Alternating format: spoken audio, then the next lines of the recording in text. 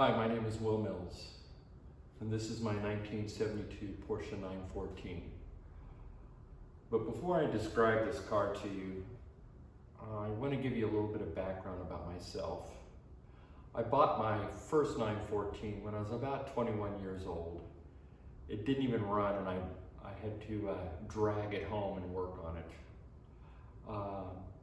I've owned 5 914s over the years, and there's just about nothing on a 914 that I've worked on or changed or altered. One of the things I love about the 914 is that it's truly kind of an obscure car these days. There used to be a ton of them, but they're all gone, and so the value of them has really gone up. I love the 914, however, the braking was a little bit anemic. The power in the original cars was a little bit low. Well, actually, it was very low. Just a few characteristics like that I always wanted to overcome. Actually, the first 914 that I ever bought was a 1973 red, and it had I believe a 1.8 engine in it that was needing everything. And at that time, I was brand new at cars and really didn't know very much about cars at all. And I had been working on a Isuzu iMark, which is a car, 4-cylinder 1.8, and had great success even doing some autocrossing in that car, and was able to warm up the engine where it was quite peppy. So I actually put the Isuzu engine into a 914, mating it up to the original 901 transmission. That was my first engine swap that I did years and years ago. And it was a peppy 914, nothing to like get you in the record books, but pretty fast. So over the years, I've done 914, the air-cooled engines, did oversized valves, did camshafts, and all that stuff, just to get a little bit more power out of them and just kind of keep them up. All my other cars were cars from the Kansas City area, the Midwest, and rust is a big thing here in Kansas City. So moving on to this car, I actually purchased this car from California. A little used car dealership had it on eBay. And the car, when I bought it, was basically this color, and it had a true 914-6 engine and transmission in it. It's a conversion car. So this car started its life as a 1.7.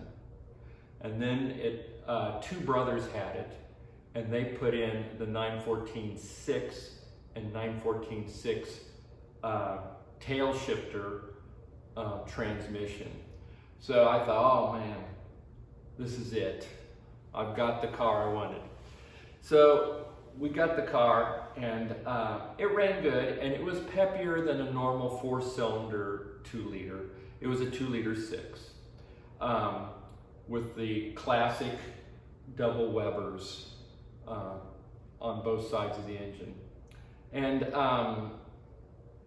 it was fun, but autocrossing, I just still lacked coming out of the corners and the raw power that I thought the car should actually have. So this car is converted. It has a 2002 Japanese domestic market WRX motor and transmission. A lot of people put a Subaru motor in these, and they keep the old transmission.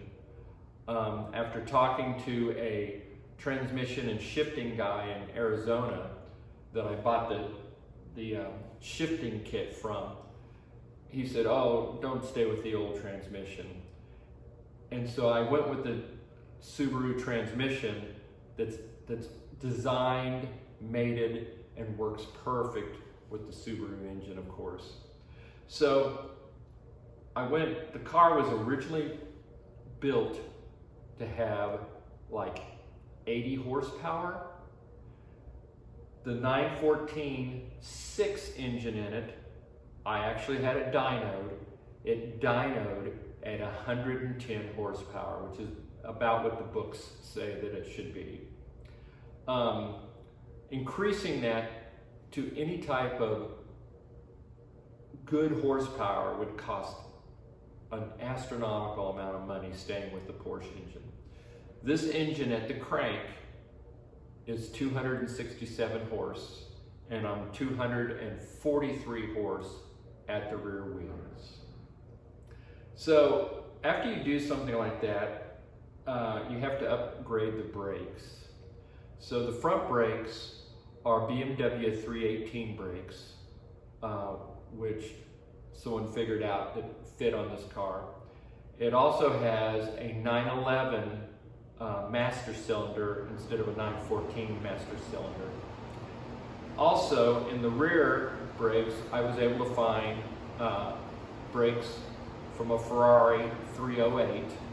Yes, they fit on a 914. And so I have Ferrari brakes in the back. Both sets of brakes adds about 30% more braking, 30% more brake area in the front, and about 25% more in the back. So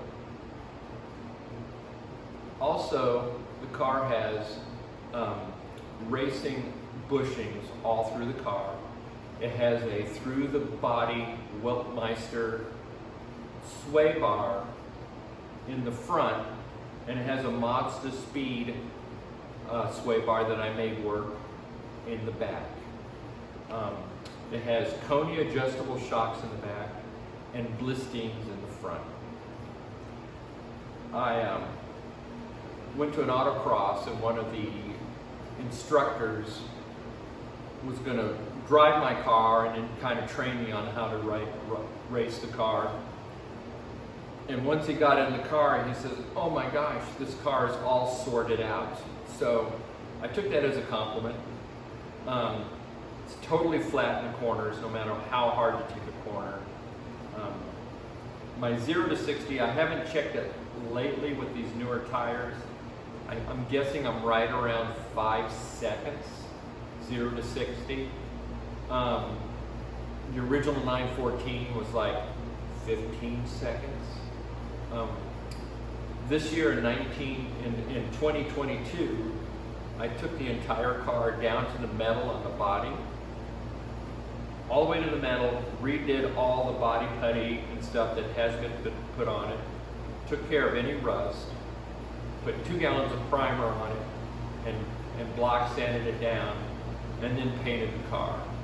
So the car is freshly painted, and it's a California car, and it runs great. I have fiberglass bumpers in the front and the back to reduce weight. I've done other miscellaneous weight savings things on the car. Other than that, I try to keep the car as a sleeper. So when you see it, other than I have fatter tires, I'm 225/45 17s in the back and 209 17 in the front. So compared to the average 914 that has like a 5.5 inch wide rim, I'm running 17s by 7.5 rims on this all the way around the car that I sourced and painted. And so I have dramatically bigger footprint on the ground. That being said, I've owned 5 914s. This shifts better than any 914 I've ever driven or owned because it has a whole different shifter than a 914. It has great braking, it has incredible power, it's a head turner, and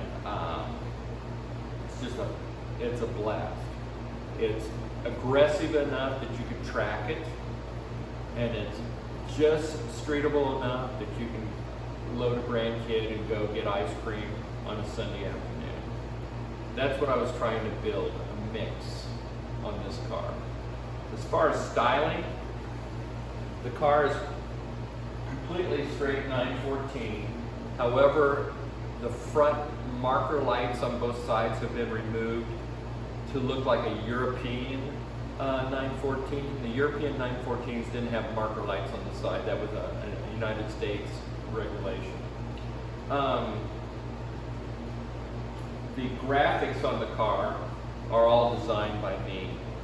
So you don't have the typical Porsche lettering on the black grille. You have the stickers on the car, front and back, showing 914 turbo, because there's really no 914 turbo ever made. But car's a blast. Had a lot of fun, and hope you enjoyed this.